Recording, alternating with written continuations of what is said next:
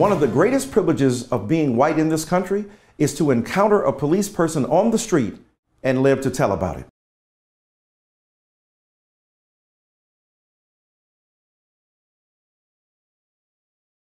In this video given to us by Harvey Police and posted on YouTube, police say 24-year-old gang member Ivory King, also known as Monk, boasts about having a gun while on house arrest. King also brags about dog fighting, one of the dogs dying during a fight, and the pit bulls on the property. Yes, all pits and blues, Brindle, little brown red nose, 2 boys, 1 girl, one of them died the other day. Damn, R.I.P. what happened? She fighting. This social media video led Harvey Police to execute a search warrant, leading to an early morning raid at the house. In the video, King also says this woman, who is a police dispatcher and a relative, has come to buy drugs. She the police?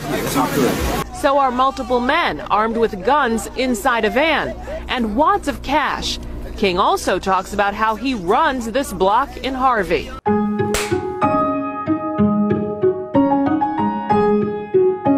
When many people say, let's get rid of political correctness, that's a shorthand for, let me keep on being bigoted the way I was before. Dozens of suspected gang members, some of them accused of murder, are behind bars tonight. 73 suspected blood gang members charged today in one of the largest federal indictments ever in our area. However, tonight, 10 of the suspected gang members still on the loose. Marion County deputies say 2 men are under arrest for murders of a teenager and his stepfather. Detectives say 18-year-old Bailey Zilo and 38-year-old Andy Faulkner were shot to death during a home invasion in Wearsdale.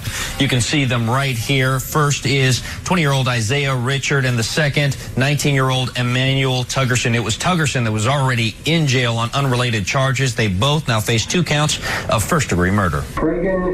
He's only 18 years old, but instead of going to school today, Craig Glenn appeared in court this morning. He's facing a serious charge of aggravated robbery with a deadly weapon. He wore the same Caney High School sweatshirt he had on yesterday when police arrested him and 3 others, but is now turned inside out.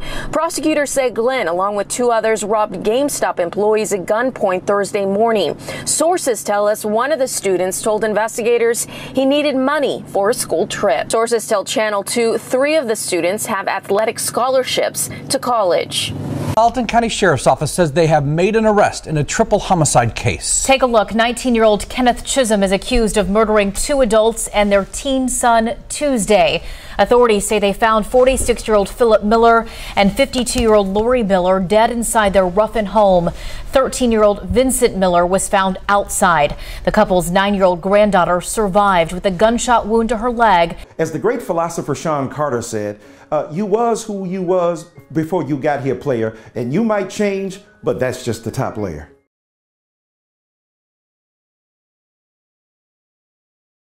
We give the Lord the praise for His protection. It could have been a lot worse. We could have lost our lives. As Danny and Linda Tidwell put the pieces back together, Saluda County Sheriff's Office are putting their own pieces together, including how many people were in their home. The leads and stuff that we're following through the investigation, suggest that it may be more.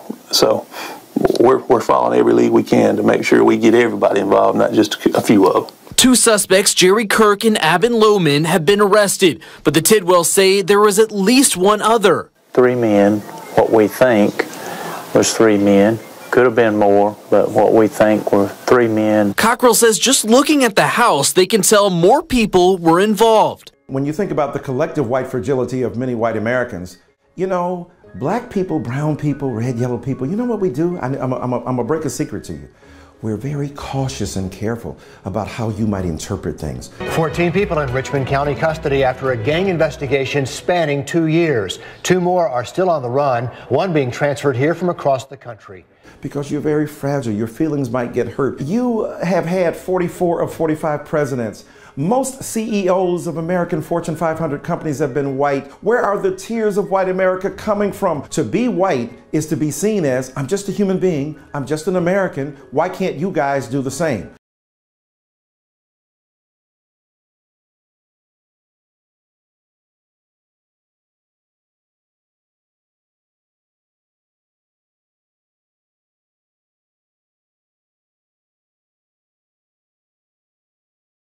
and disbelief. That's how many people are reacting to the kidnapping and killing of a Jackson 6-year-old. This is the worst day of my career, my 17-year career. 3 teens are now facing capital murder charges in connection with the crime.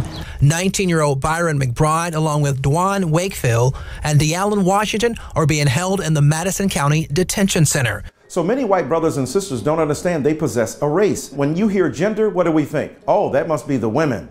We don't think, hey, I possess a masculinity, and often it's a toxic masculinity.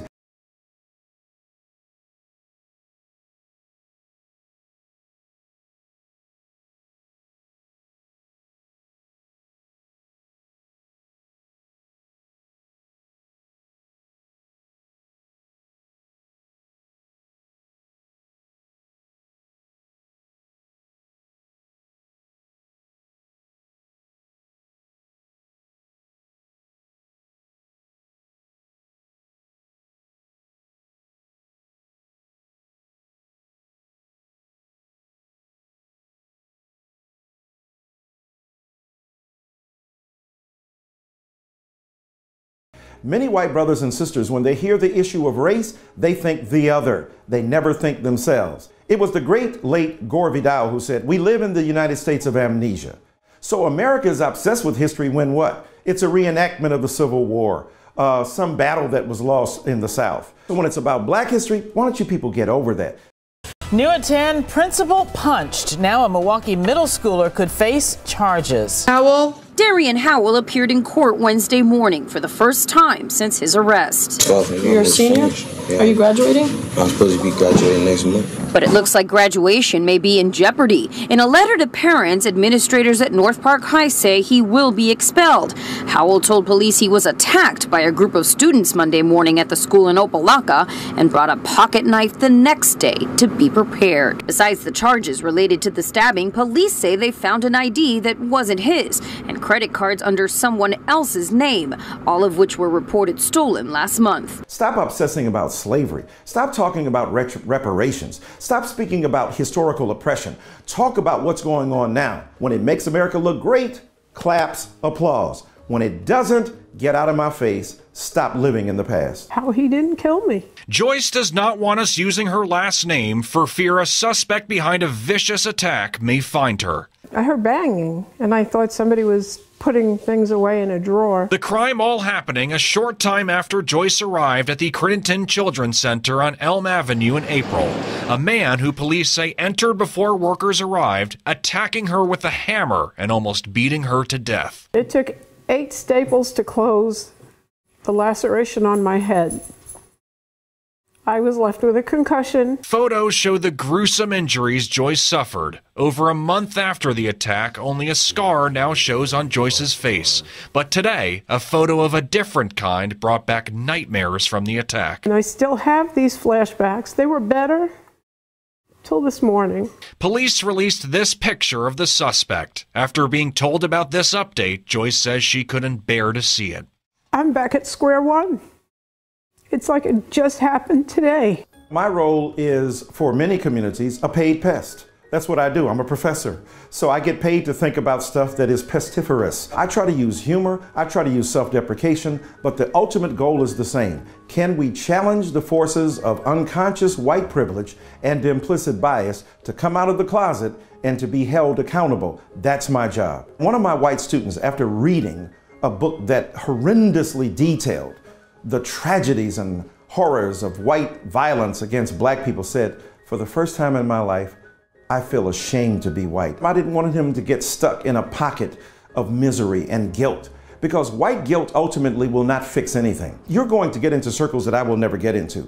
You're going to go home to Thanksgiving. Go home and talk to Granny, not before you eat the turkey or the stuffing or the pumpkin pie. But after that, then say to her, "You know what? I've got black and brown and red and yellow friends, and it's not what you say, or say to your cousin and your uncle, this is not how it goes down." And when we do that, we can get rid of the amnesia that has blocked a white grappling with its own problems and issues and tell the truth about race in America.